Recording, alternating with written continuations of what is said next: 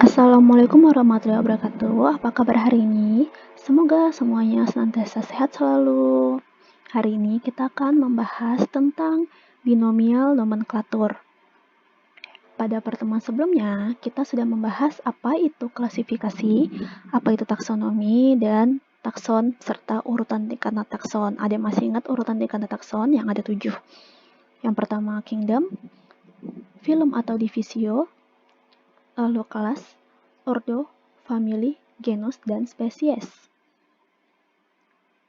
Masih ingatkah kamu bagaimanakah cara memudahkan kita dalam mengenal makhluk hidup yang beragam?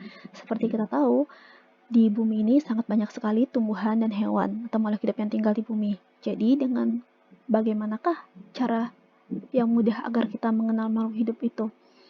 Ya, caranya adalah dengan melakukan pengelompokan berdasarkan persamaan dan perbedaan ciri yang dimiliki. Nah, proses itu disebut juga dengan klasifikasi atau pengelompokan. Setelah dilakukan pengelompokan atau klasifikasi, langkah selanjutnya adalah dengan memberi nama. Jadi, kita butuh nama supaya kita mudah mengenalinya. Bayangkan kalau nggak ada namanya, kita bingung, hewan itu namanya apa ya? Hewan yang itu namanya apa ya? Pasti kan kita akan kesulitan. Jadi, kalau sudah diberi nama, kita akan mudah dalam mengklasifikasikan makhluk hidup tersebut. Perlu diketahui, nama ilmiah makhluk hidup berlaku universal di seluruh dunia. Maksudnya itu bagaimana ya? Nah, jadi kita tahu hewan kucing kan? Nah, di sini kita nyebutnya kucing nih. Di negara kita, di Indonesia, kita sebutnya dengan kucing. Nah, tapi di negara lain, kita sebut kucing, pasti mereka nggak paham. Misalnya kayak di Inggris, kucing itu disebutnya cat, bukan kucing ya kan, walaupun artinya sama, tapi penyebutannya berbeda kan. Nah, jadi kita butuh nama ilmiah. Jadi kucing itu punya nama ilmiah yang dimanapun dia berada, ya nama ilmiah tetap itu. Jadi kalau kita sebut nama ilmiahnya, orang akan tahu kalau hewan yang kita maksud adalah kucing. Seperti itu. Maksudnya bagaimana? Masih belum paham juga? Nah, nanti kita akan bahas setelah ini ya. Oke, jadi penulisan nama binomial nomenklatur itu digagas oleh Carolus Linnaeus. Jadi beliau yang menggagas penulisan nama ilmiah atau dikenal dengan aturan-aturan penulisan nama binomial nomenklatur. Jadi Carolus Linnaeus menggunakan sistem klasifikasi makhluk hidup yang disebut sistem binomial nomenklatur atau sistem tata nama ganda. Nah, bagaimana sih aturan penulisan nama ilmiah dalam sistem binomial nomenklatur? Oke, jadi kita akan membahas aturan penulisan nama ilmiah dalam sistem binomial nomenklatur. Jadi aturan yang pertama yaitu menggunakan bahasa Latin atau ilmiah.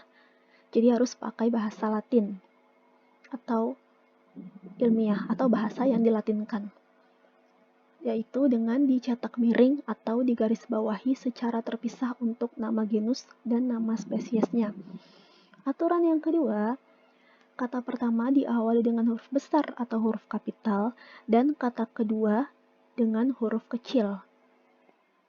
Aturan yang ketiga, nama spesies terdiri dari dua kata. Kata yang pertama menunjukkan nama genus dan kata kedua adalah penunjuk spesies. Oke, mari kita bahas satu persatu ya.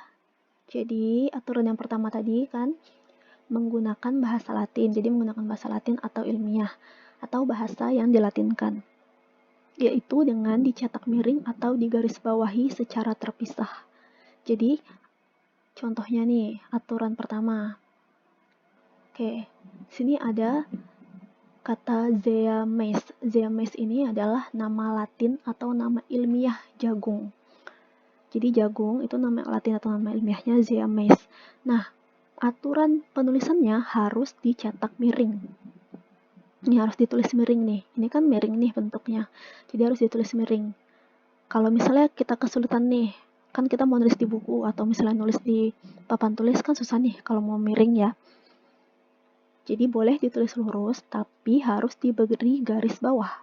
Harus di garis bawah seperti ini. Dan garis bawahnya nggak boleh nyambung, harus pisah. Jadi kan ada jeda. Jadi harus terpisah. Jadi aturannya ditulis miring atau tidak ditulis miring tapi harus digaris bawahi dan tidak boleh disambung ya garis bawahnya. Contoh yang pertama Zeames. Lalu yang kedua Allium sativum. Nih, ditulis miring atau tidak tulis miring tapi harus diberi garis bawah. Allium sativum ini nama ilmiah dari bawang putih. Contoh yang ketiga Fasciola hepatica. Masih aturan penulisannya tetap sama, ditulis miring atau digaris bawahi. Boleh nggak kalau misalnya udah ditulis miring nih, terus kita kasih garis bawah? Nggak boleh. Jadi harus pilih salah satu, ditulis miring atau digaris bawahi. Tulis biasa tetap digaris bawahi dan tidak boleh disambung garisnya. Fasciola hepatica ini nama latin atau nama ilmiah dari cacing hati. Oke, aturan yang kedua, kata pertama diawali dengan huruf besar atau huruf kapital dan kata kedua dengan huruf kecil. Zeames contohnya ya tadi. Zeames. Jadi kata pertama ini harus huruf besar atau huruf kapital. Kata kedua huruf kecil. Allium sativum. Kata pertama huruf besar atau huruf kapital. Kata kedua huruf kecil. Boleh nggak? Kalau misalnya kata keduanya kita pakai huruf besar juga atau huruf kapital, nggak boleh. Jadi aturannya kata pertama huruf besar, kata kedua huruf kecil. Atau kata pertamanya mau pakai huruf kecil, itu juga nggak boleh. Jadi kata pertama aturannya tetap kata pertama huruf besar, kata kedua huruf kecil. Contoh yang ketiga Fasciola hepatica ini masih huruf besar, huruf kecil, F-nya besar, H-nya kecil. Aurelia aurita, A-nya besar yang pertama, yang A-nya yang kedua kecil. Aturan yang ketiga, nama spesies terdiri atas dua kata. Kata pertama menunjukkan nama genusnya dan kata kedua menunjukkan nama spesies. Contohnya, nama latin atau nama ilmiah dari padi adalah Oryza sativa. Ini tulis miring ya, jadi nggak perlu garis bawah. Kan ada dua kata nih, terdiri dari dua kata. Oryza sativa. Nah, kata yang pertama ini, Oryza, kata Oryza itu menunjukkan genus. Dan kata kedua, sativa, ini menunjukkan spesies. Jadi, selalu kata pertama menunjukkan genus, kata kedua menunjukkan spesies. Oke. Contohnya tadi ini, Zeames, kata pertama menunjukkan genus, kata kedua menunjukkan spesies.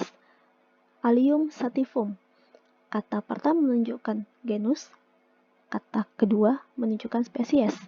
Fasciola hepatica, kata pertama genus, kata kedua spesies. Jadi seperti itu. Oke, dari penjelasan tersebut, dapatkah kamu memahaminya? Jika kamu sudah paham, berikut adalah tugas yang harus kamu kerjakan. Di sini ada